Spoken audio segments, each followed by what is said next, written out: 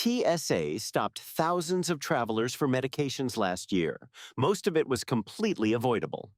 Imagine standing in the airport security line, everything going smoothly, until a TSA officer pulls your bag aside because of your medication. Suddenly, you're surrounded by questions, delays, and the terrifying possibility of missing your flight. The worst part? Most travelers who run into problems had no idea they were breaking a rule.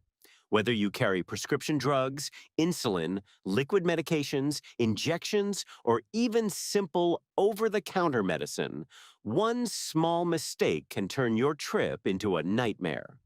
In this video, we'll break down the TSA rules for 2026, reveal the most common medication mistakes travelers make, and show you exactly how to get through airport security without stress, delays, or surprises. Before your next flight, this is information you need to know. The basic TSA medication rule most travelers get wrong. The 311 liquid rule has a medication exception, and most travelers don't know it exists. The single most common medication mistake at TSA checkpoints is applying the 311 liquid rule to medications that are specifically exempt from it. The 311 rule, which limits liquids, gels, and aerosols in carry-on bags to containers of 3.4 ounces or less, all fitting in one quart-sized clear bag, does not apply to medications. This exemption is documented in TSA policy and has been consistent for years. Yet thousands of travelers every month either discard liquid medications unnecessarily or arrive at checkpoints confused about whether their medications will be allowed through. The correct rule for liquid medications is simple. Medications in liquid form, including liquid prescription drugs, liquid vitamins and supplements, liquid over-the-counter medications, eye drops, nasal sprays, and medicated creams and gels, are permitted in carry-on bags in quantities exceeding 3.4 ounces. There is no specific volume limit published by TSA for liquid medications in carry-on luggage, provided the quantity is reasonable for the duration of the trip. The practical application is straightforward. A traveler carrying a 16-ounce bottle of prescription liquid medication can place it in their carry-on bag. It does not need to go in the quart-sized liquids bag. It does not need to be a travel-sized container.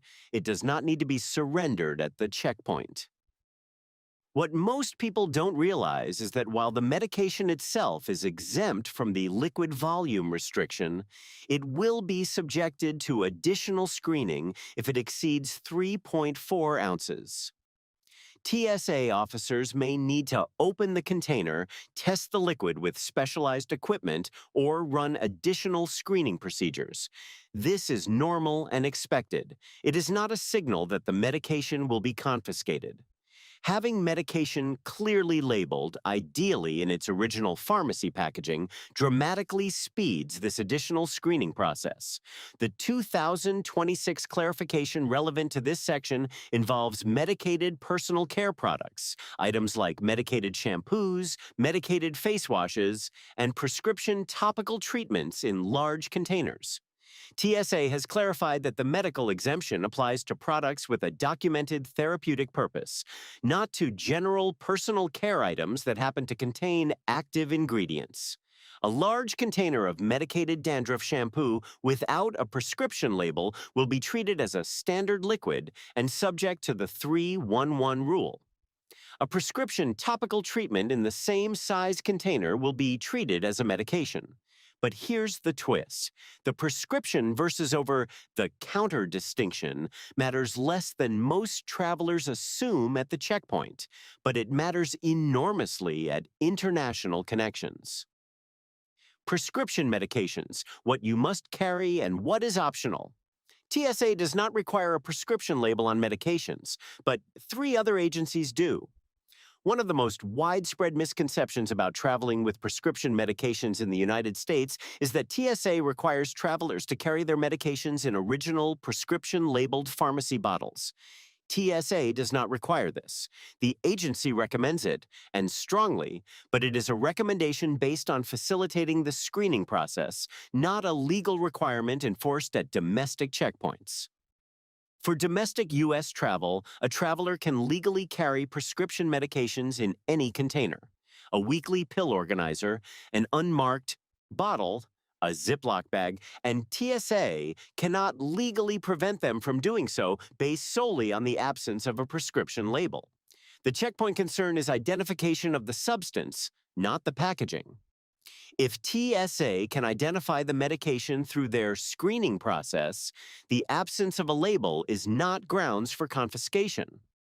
However, the recommendation to carry original labeled pharmacy packaging is backed by practical reality that makes following it the correct decision for virtually every traveler. At secondary screening, having a labeled bottle that matches your ID allows an officer to verify the medication in seconds. Without it, the verification process is longer, more intrusive, and more likely to result in delays.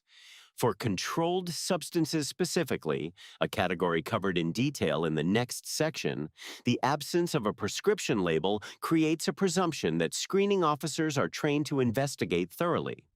What most people don't realize is that while TSA doesn't require prescription labels, the DEA CBP at international entry points and the laws of virtually every foreign country do have documentation requirements that go significantly beyond TSA's domestic checkpoint standards. A traveler who has established a casual habit of carrying medications without labels on domestic flights will face a completely different enforcement reality the first time they cross an international border with the same medications. The 2026 practical recommendation is to carry all prescription medications in original pharmacy packaging for every trip, domestic and international. The marginal inconvenience of managing original bottles rather than a pill organizer is insignificant compared to the risk of a secondary screening situation or an international customs event that original packaging would have resolved in seconds. And this is where it gets crazy. The rules for controlled substances are entirely different from everything covered so far. Controlled substances at TSA. Checkpoints. Carrying controlled substances through security without knowing these rules is a serious mistake. Controlled substances, medications classified under the DEA's schedule system, including opioid pain medications, benzodiazepines, stimulants like Adderall and Ritalin, and sleep medications like Ambien, are legal to carry through TSA checkpoints when legitimately prescribed, but they require specific documentation practices that go beyond what is needed for non-controlled medications. The foundation is a valid prescription in your name from a licensed U.S. physician, filled by a licensed U.S. pharmacy with the dispensing label on the original pharmacy container matching your government-issued ID. This combination, valid prescription, original container, ID match, is the documentation package that resolves a controlled substance screening event quickly and definitively. TSA officers who encounter controlled substances during screening are trained to verify that the medication is labeled with a prescription in the traveler's name. If the medication is unlabeled or in a non-original container, the officer can involve law enforcement, specifically airport police or DEA agents stationed at major airports, to verify the substance. This is not a routine occurrence for properly documented travelers, but it is a documented occurrence for travelers who carry controlled substances in pill organizers, unlabeled containers, or quantities that don't match a standard prescription fill. What most people don't realize is that quantity matters for controlled substances in a way it doesn't for non-controlled medications. Carrying a 30-day supply of a controlled substance is entirely normal. Carrying a 90-day supply or more, which many travelers do for international trips, can generate questions about quantity that a written letter from your prescribing physician explaining the travel duration and medical necessity resolves quickly. Without that letter, a large quantity of a controlled substance creates a documentation gap that experienced checkpoint officers are trained to probe. The 2026 update involves medical marijuana, now legal in the majority of U.S. states, but still classified as a Schedule 1 controlled substance under federal law. TSA operates under federal jurisdiction. TSA officers who discover marijuana, including CBD products with THC content above 0.3%, at a checkpoint are required to refer the matter to law enforcement. The fact that you are traveling between two states where marijuana is legal is not a defense at a federally regulated checkpoint. This rule has not changed in 2026, but enforcement consistency has increased. Insulin, syringes, and diabetic supplies.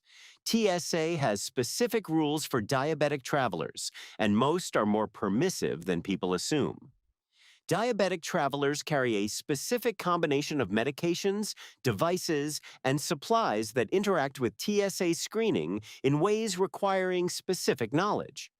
The good news is that TSA's policies for diabetic travelers are genuinely accommodating, more so than most diabetic travelers realize. And understanding them fully eliminates the checkpoint anxiety that many manage unnecessarily. Insulin is permitted through TSA checkpoints in any quantity without restriction. It is a liquid medication and therefore exempt from the 3-1-1 rule. Insulin does not require refrigeration for short-term travel. The FDA confirms that most insulin formulations remain stable at room temperature for 28 days, but ice packs, gel packs, and insulated carrying cases used to keep insulin cool are also permitted and will be screened separately if they are in a frozen or partially frozen state. Syringes, needles, lancets, and pen needles are permitted in carry-on baggage when accompanied by the insulin or other injectable medication they are used to administer.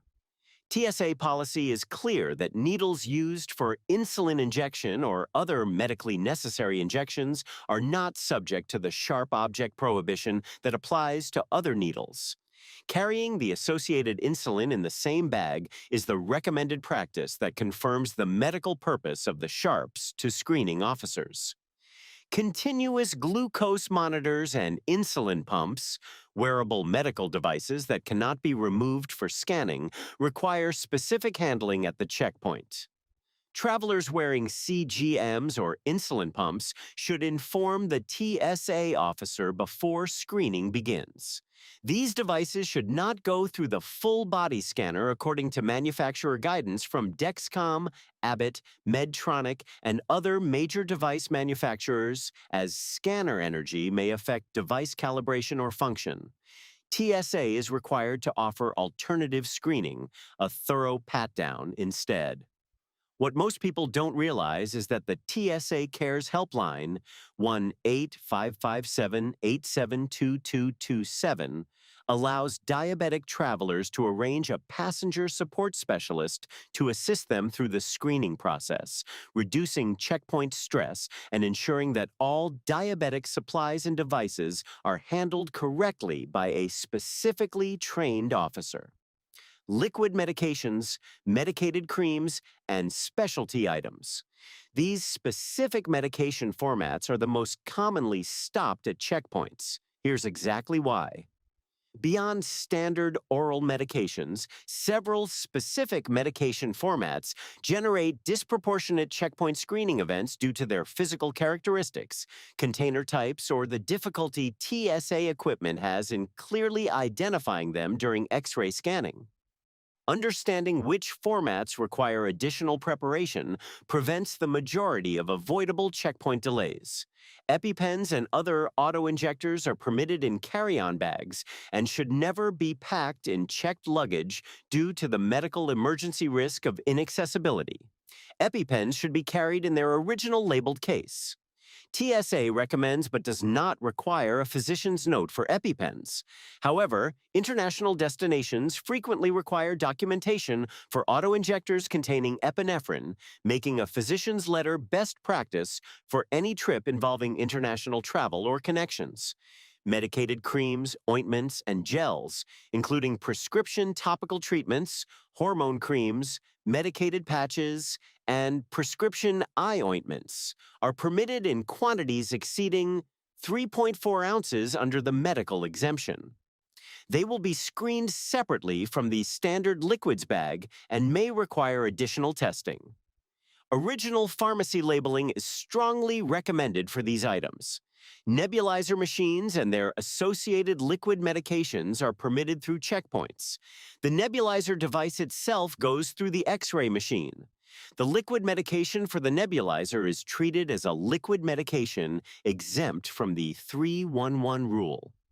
What most people don't realize is that homeopathic preparations, herbal supplements in liquid form, and naturopathic tinctures occupy an ambiguous category at checkpoints. They are not FDA-regulated medications.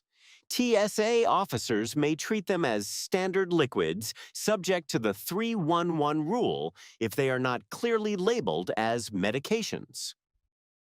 Travelers carrying these items should be prepared for them to be treated as standard liquids if the labeling does not clearly indicate a therapeutic purpose. But it doesn't end here. The single most important preparation step for any traveler carrying medications is coming up, and most people skip it entirely. How to prepare before you travel. One preparation step prevents 90% of all medication checkpoint problems and takes 10 minutes. The single most effective action any traveler carrying medications can take before arriving at any checkpoint, domestic or international, is assembling a medication documentation package and carrying it in an easily accessible location throughout the journey. This package takes approximately 10 minutes to assemble and prevents the overwhelming majority of checkpoint medication complications.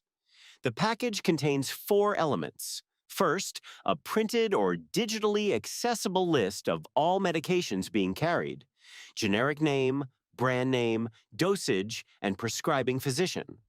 Second, original pharmacy labels on all prescription medications matching your government-issued ID.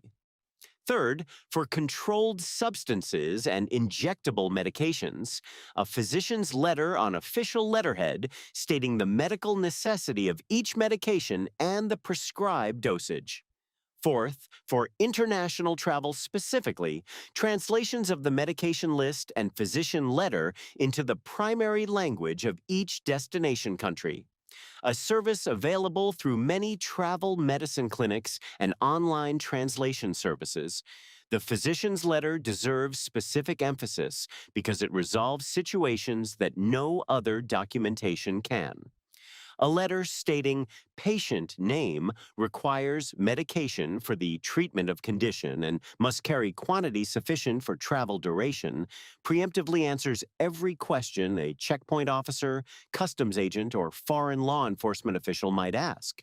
It takes 5 minutes for a physician to write, costs nothing, and has resolved international checkpoint situations that would otherwise have resulted in medication confiscation or traveler detention. What most people don't realize is that digital copies of all documentation stored in a secure cloud location, accessible from your phone, create a backup that is available even if physical documents are lost, misplaced, or confiscated. Photographing all medication labels, prescription bottles, and the physician's letter before travel ensures that a complete documentation record is always accessible.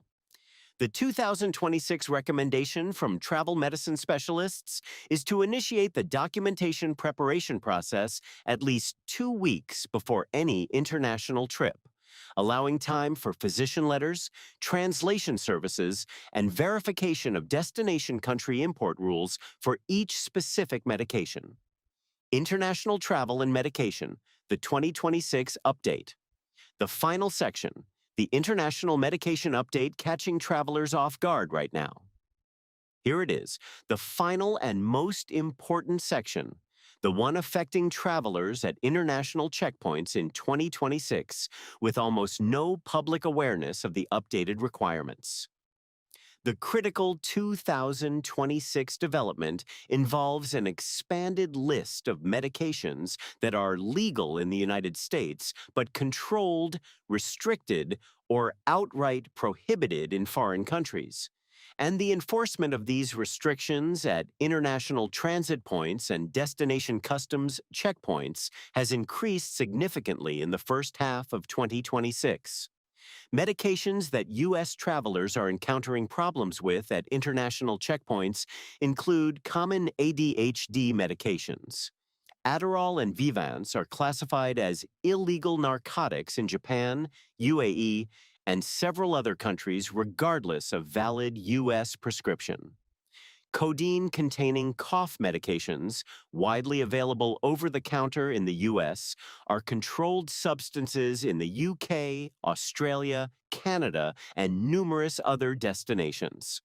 Certain anxiety medications, including some benzodiazepines, are restricted or require import permits in Gulf states and several Asian countries. The 2026 enforcement increase reflects improved data sharing between customs agencies and updated screening protocols specifically targeting pharmaceutical imports at passenger checkpoints. Travelers who have been carrying these medications internationally for years without incident are now encountering enforcement where they previously did not, because the screening has become more systematic and more technologically enabled. The correct preparation protocol for any international trip involving prescription medications is to verify the legal status of every medication in every country on your itinerary, including transit countries where you are not leaving the airport. The INCB, International Narcotics Control Board, and the U.S. Embassy website for each destination country both maintain current information on medication import restrictions. The U.S. State Department's country-specific travel pages also include medication advisories that are updated more frequently in 2026 than in previous years. What most people don't realize is that transit country rules apply even when you never leave the airport. A traveler connecting through Dubai, Singapore, or Japan carrying a medication that is illegal in those countries is subject to those countries' laws at the transit checkpoint, regardless of their final destination. Multiple U.S. travelers have had medications confiscated and, in serious cases, been detained at transit checkpoints in countries they were merely passing through for medications they had legally carried from and were legally carrying to their origin and destination countries. The resolution is straightforward but requires advanced preparation. For any medication that is or might be a controlled substance, verify its status in every country your itinerary touches. Obtain import permits where they are available.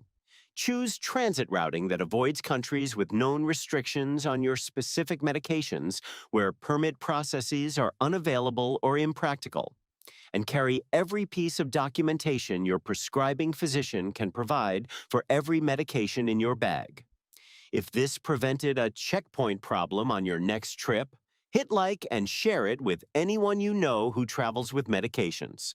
Subscribe because the next video covers everything travelers need to know about carrying medical devices and mobility aids through airport security in 2026, rules for CPAP machines, wheelchairs, prosthetics, and implanted devices that TSA handles very differently from standard screening. That one is coming very soon.